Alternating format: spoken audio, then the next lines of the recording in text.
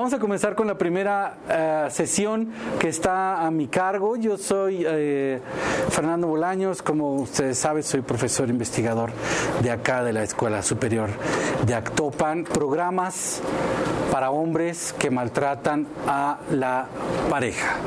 Primero, en general hay como ideas no tan ciertas sobre los hombres que ejercen violencia, que maltratan a la pareja, en general en el sentido común, en el imaginario social o en la representación social, o como la subjetividad, como le quieran llamar.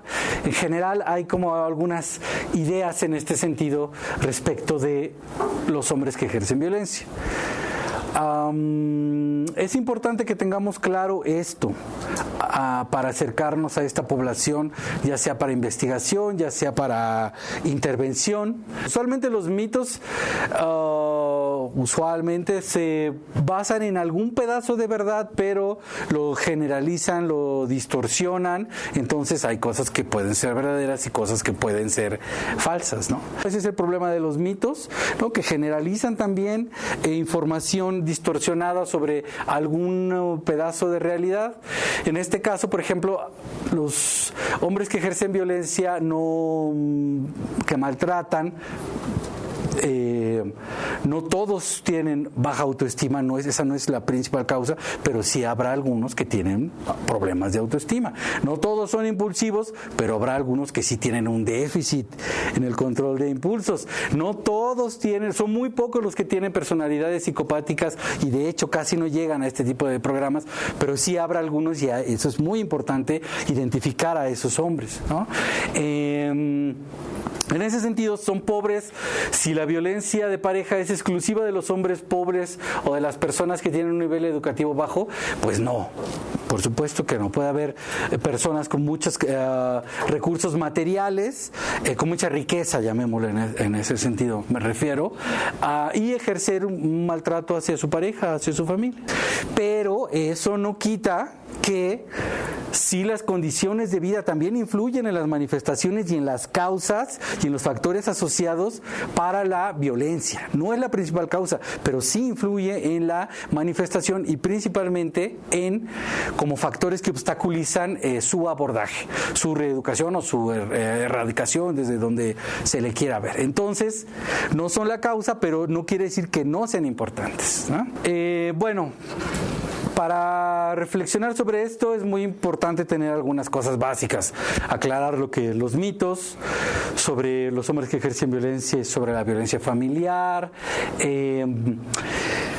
conocer los procesos y las características de la victimización, es decir, de los procesos de quienes reciben los maltratos. Eso es muy importante y eso es producto de la experiencia. Conocer los principales elementos que caracterizan a los hombres que ejercen violencia, reflexionar sobre la teoría que explica la violencia doméstica, que no es la misma, lo mismo como se explica la violencia doméstica, como se explicó hace 30 años, incluso ya con la perspectiva de género, a como se intenta explicar ahora, que es mucho más rica, y estar cerca de los últimos hallazgos.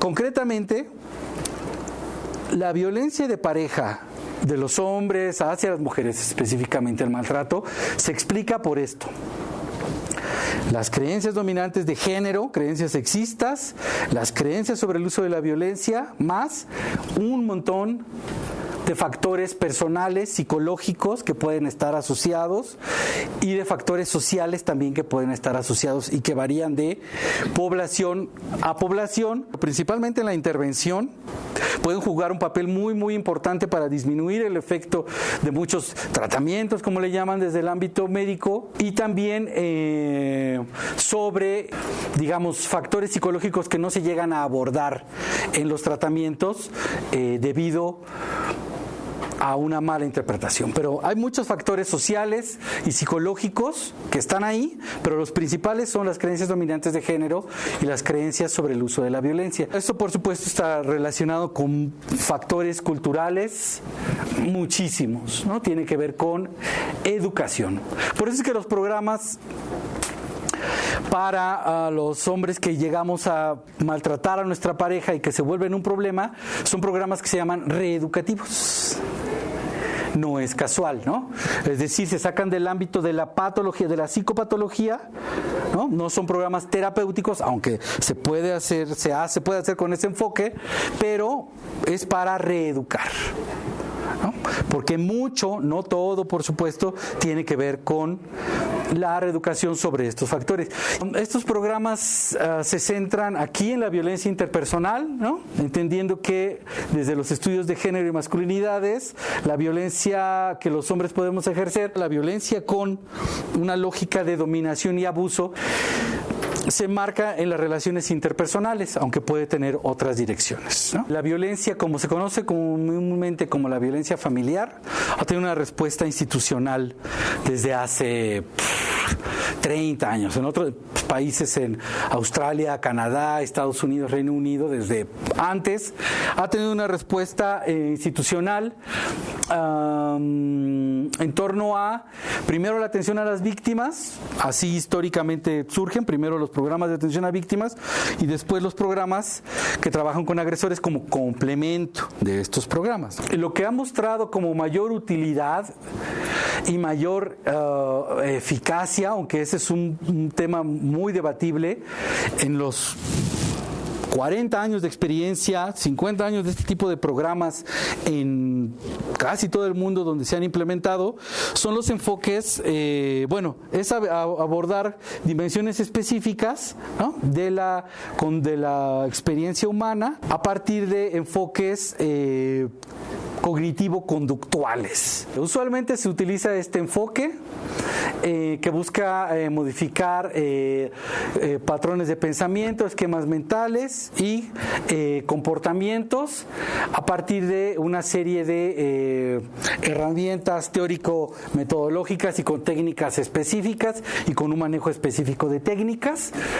Y muchos de estos programas incluyen el manejo emocional y la confrontación de ideas en su quehacer, digamos. Confrontar ideas es decir, yo creo que eso es malo, y que la compañera diga, no, yo creo que eso es bueno, no, yo creo que eso es malo, no, yo creo que eso es malo por esto, y yo creo que no. Es un trabajo muy importante y que tiene que ver con la reeducación. Igual con las distorsiones cognitivas en torno a la experiencia de violencia y en torno a diferentes aspectos. Eso es algo que se tiene que modificar en la terapia cognitivo-conductual. Hay de estos enfoques que dicen que son profeministas y basados en género y que no solo son terapia cognitivo-conductual. Pero cuando se analizan, por ejemplo, sus currículas, lo que hacen o cómo lo hacen, es muy difícil distinguir entre una y otra. Pero lo importante de estos programas profeministas es que tienen un énfasis muy, muy importante en la reeducación sexista. E incluso en algunos momentos se puede articular con el clasismo y el racismo, el sexismo con el clasismo y el racismo, porque es una misma lógica de discriminación. Hay criterios específicos para el diseño que debe de considerar todos los avances que se han hecho, todos los errores en ese sentido que han tenido este tipo de experiencias, y se cuenta con criterios de calidad, ¿no? Estos son para unos autores latinoamericanos, pero hay autores anglo, autores europeos, y usualmente todos están en congruencia con los enfoques de Naciones Unidas que recogen o tratan de recoger los avances científicos más novedosos, ¿no? en torno a esta población y las mejores prácticas.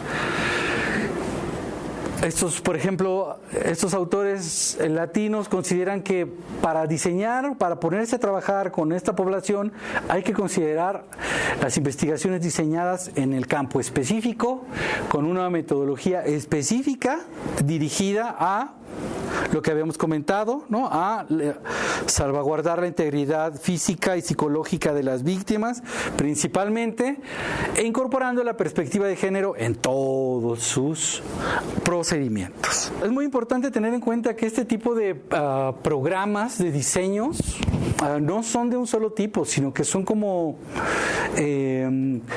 puede haber diferentes enfoques, diferentes elementos, diferentes esferas que se pueden trabajar, articular. Por eso hay programas muy sencillos, muy simples y otros mucho más complejos, independientemente de que tengan la claridad de lo que hacen o lo que no hacen.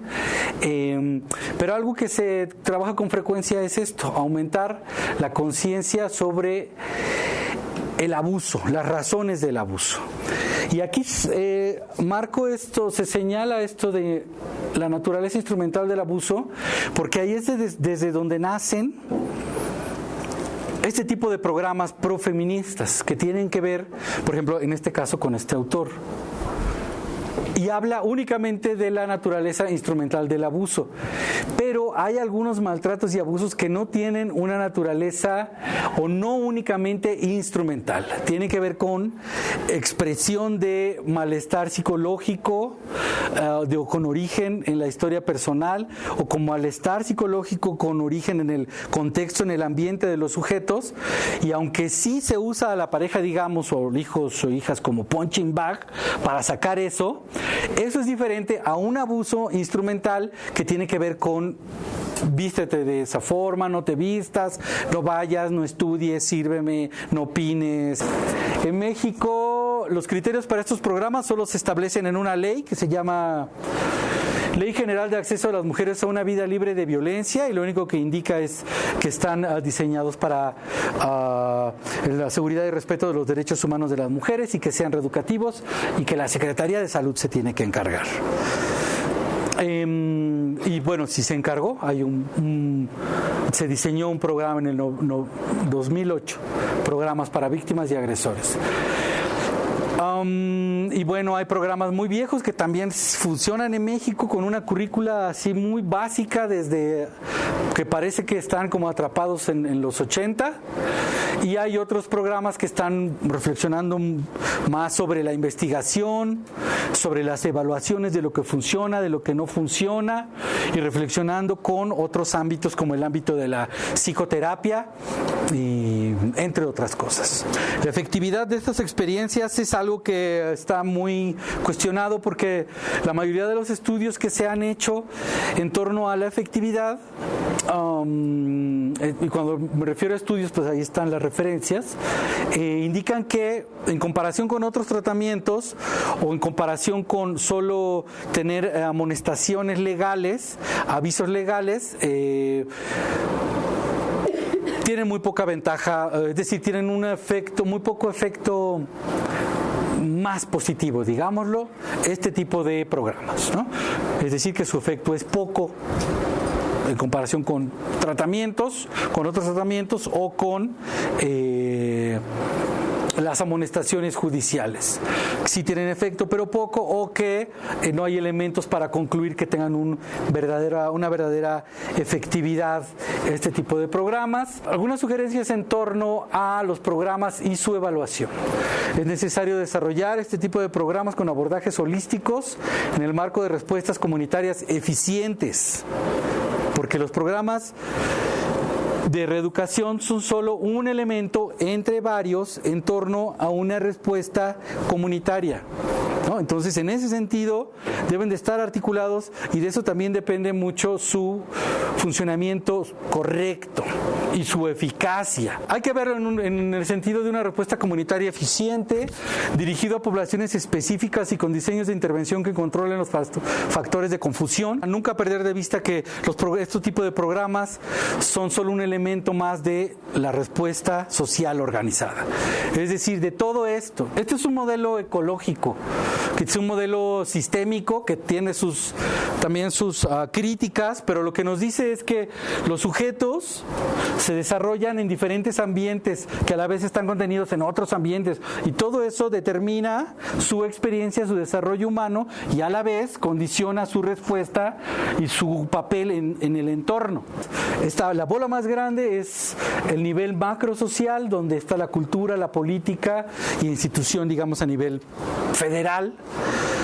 el nivel comunitario, en donde están todas las instituciones, la iglesia, la escuela, el DIF, seguridad, la SEP, los programas de atención a víctimas, la universidad, el nivel de la familia y los grupos cercanos, amigos, y el nivel individual, donde está una base biológica de cuerpo y la psique que habita en ese cascarón, ¿no? Los programas están por acá. Y lo que dice, lo que se considera más adecuado es que no solo considerar el papel de este agente, sino todo esto en nivel de prevención terciaria, de atención, de intervención, y además estos en nivel de prevención. Eso es una respuesta comunitaria organizada. Y los programas de intervención son solo una fichita más. Entonces, en ese sentido, también reflexionar su papel, pero sobre todo su evaluación. Y ya. Gracias.